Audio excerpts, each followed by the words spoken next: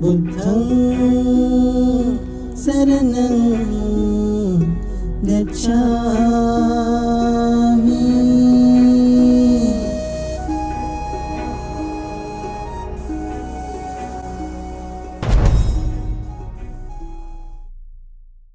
उस भविष्यवाणी को पूरा न होने देने के लिए उसने सोचा कि सिद्धार्थ गौतम को काम भोगों के बंधन से अच्छी तरह से बांध दिया जाए। अपने पुरोहित उदाई के परामर्श से उसने निश्चय किया कि कुमार के लिए एक अंतःपुर की व्यवस्था की जानी चाहिए जहां सुंदरियों की कमी न हो। उदाई ने सुंदरियों को इकट्ठा कर कुमार का चित्त लुभाने का संकेत ही नहीं किया बल्कि विधि भी बताई। आप अपने चातुर्य से उन ऋषि मुनियों को भी जीत सकती है जो कामजित माने जाते हैं।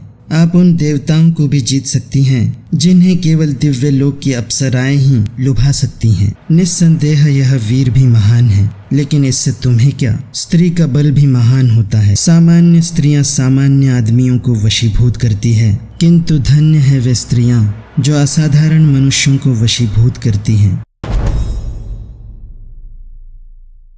उदाई के ये शब्द स्त्रियों के हृदय को छू गए।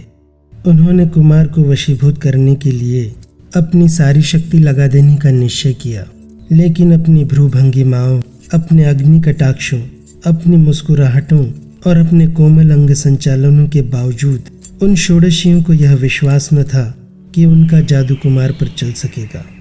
लेकिन पुरोहित उदाई की प्रेरणा के कारण, कुमार के कोमल स्वभाव के कारण तथा सुरा और प्रेम मद के कारण उनका आत्मविश्वास शीघ्र ही स्थिर हो गया। तब स्त्रियां अपने काम में लग गईं। कुमार की स्थिति वैसी ही थी जैसे हथिनी समूह से घिरे हुए हिमालय के जंगल में विचरते हुए हस्तिराज की हो। उन स्त्रियों से घिरा हुआ वह राजकुमार ऐसे ही सुशोभित होता था जैसे सूर्य देवता अपने दिव्य भवन में अप्सराओं से घिरा हो। उनमें से कुछ ने रागातिरेक से उसे अपनी छातियों से दबाया, कुछ दूसरियों ने लड़खड़ाने का बहाना बना उसे बड़ी जोर से अपनी छातियों से लगाया। उसके बाद उन्होंने अपने लताओं से कोमल करों को उसके कंधों पर ढीला छोड़ अपना भार भी उस पर डाल दिया। कुछ दूसरियों ने अपने सुरागंध रक्तवर्ण होठों वाले मुख से उसके कान में फुसफुसाया, मेरी रहस्यमय बातें सुनो। कुछ दूसरियों ने, जिनके वस्त्र इत्रों से भीगे थे, उसे आज्ञा देने की तरह कहा, हमारी पूजा यहाँ करो। दूसरी नीलांबरा सुरा से मत्त होने का बहाना बनाते हुए अपनी जीभ को बाहर करके खड़ी हो गई जैसे रात के समय बिजली कौंध रही हो। कुछ दूसरी घुंघरुओं का निनाद करती हुई इधर उधर घूमती थी और अपने अर्ध आच्छादित शरीर का प्रदर्शन भी कर रही थीं। कुछ दूसरी एक आम्र शाखा को पकड़े खड़ी थी और अपनी कलश सदृश छातियों का प्रदर्शन कर रही थी। कुछ किसी पद्म सरोवर से आई थी, हाथों में पद्म थे, आंखें भी पद्मों के ही समान थी। वे पद्म पाणी की तरह उस पद्म मुख राजकुमार के पास खड़ी थी।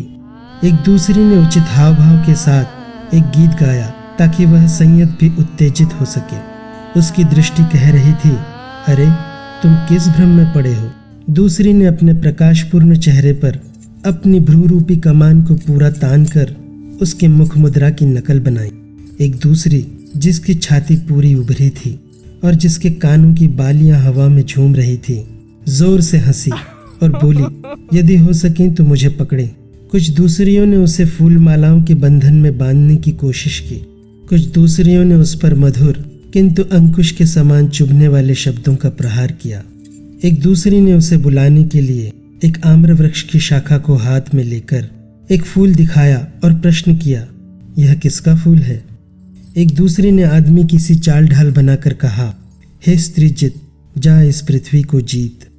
एक दूसरी ने एक नील पद्म की गंध लेते हुए और अपनी गोल गोल आंखें मटकाते हुए कुछ अस्पष्ट शब्दों में राजकुमार को संबोधित किया, स्वामी, मधुगंधी पुष्पों से आच्छादित इस आम्र फल को देखें।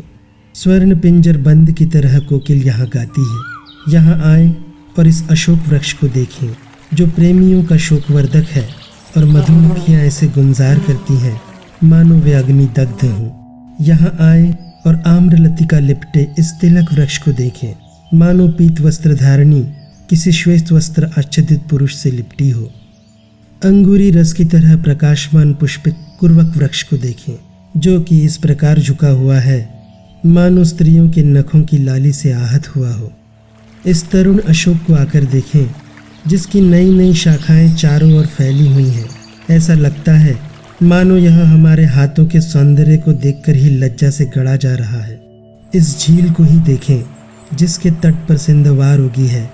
मानो श्वेत वस्त्र पर सुंदर रमणी लेटी हुई है। स्त्री जाति का सामर्थ्य देखो। पानी में वह चकवी आगे आगे जाती है और उसका पति उसके पीछे पीछे, मानो वह उसका दास हो। मत्त कोकिल का संगीत सुनो और दूसरों का भी, जो अक्षरशः उसका अनुकरण करते हैं।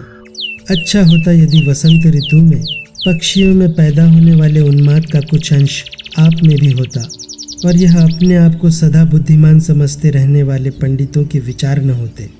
इस प्रकार इन प्रेमासक्त स्त्रियों ने राजकुमार के विरुद्ध हर तरह की युद्ध नीति बरती। इतने आक्रमण किए जाने पर भी वह संयतेंद्रिय न प्रसन्न हुआ न मुस्कुराया। उनकी वास्तविक अवस्था से परिचय प्राप्त होने के कारण राजकुमार स्थिर एकाग्र चित्त से विचार करता रहा। इन स्त्रियों में किस बात की ऐसी कमी है कि ये इतना भी नहीं देख सकती कि यौवन चंचल है, वार्धक्य समस्त सौंदर्य का नाश कर देगा। इस प्रकार यह बेमेल मेल वर्षों महीनों चलता रहा, किंतु इसका कुछ फल न हुआ।